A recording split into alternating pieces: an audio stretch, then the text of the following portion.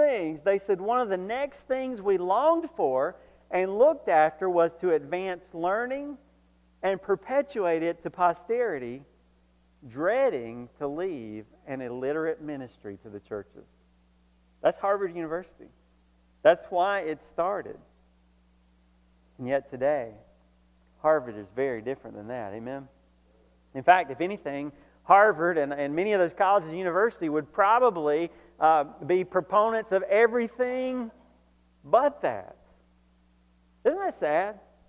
Isn't that sad? If you were sitting here today and we were those early settlers and we were coming to New England and we were like, we need to provide a training place for pastors. There needs to be new churches in this new land and they need to be trained and we don't have it like we did back in the old country. And we were sitting here together today sacrificing and making that happen.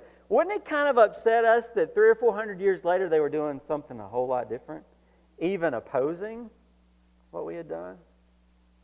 Not hard to imagine getting off track, is it? Or many of us in here today, our marriages along the way got off track, haven't they?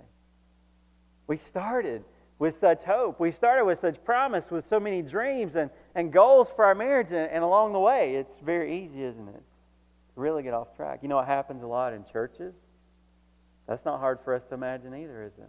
Because many of us have been a part of churches that have gotten way off track. Amen?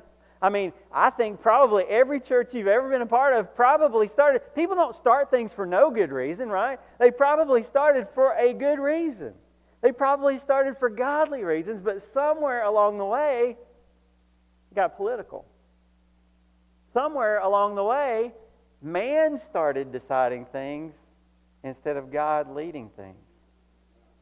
Somewhere along the way, it became religious instead of relational.